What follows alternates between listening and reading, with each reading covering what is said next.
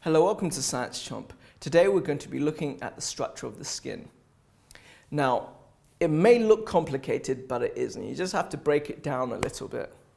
There's 3 layers of the skin: the epidermis, the dermis, and the hypodermis. But my students at school, we don't need to worry about the hypodermis, but I'm just going to add this in there for other people who may be interested. Okay, so here's a diagram. What's going on here? At the top, we've got the epidermis. This is made up of epithelial tissue, and these are dead cells. Basically, the dead cells start off at the top of the dermis, or the bottom of the epidermis, and then they slowly move upwards. And by the time they get to the top, they're already dead. Now, this is a very thin layer. It's about 2 sheets of paper thick, but it is thicker on the soles of the feet and the palms of the hands. The epidermis also contains a protein called keratin, which keeps the epidermis quite tough. Now, looking at the middle layer, this is where a lot of the action is happening.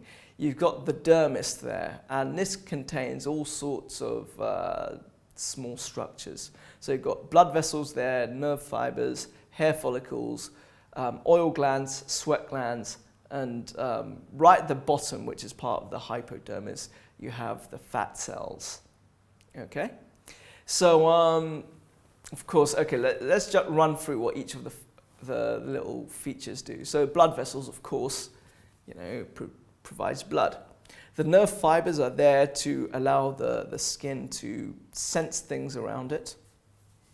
Hair follicles.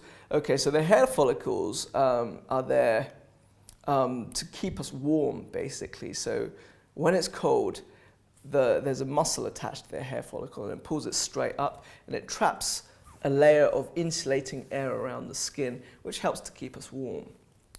The oil glands help keep the skin and the hair waterproof, so you just don't swell up whenever it rains. Sweat glands help cool us down. And of course, the fat cells at the bottom, they are an energy source and energy storage place, I should say, and source, really. Okay, so there's the fat cells, and what else does the fat do? It helps protect us. The dermis also contains a protein called collagen, which is needed for strength and flexibility. This collagen is the same protein that some women have injected into their lips to give that sort of fish lip look. They think that it's attractive. It really isn't. Women are funny like that. Sometimes they put Botox into their face. And what Botox does, well, what Botox is, first of all, is a toxin.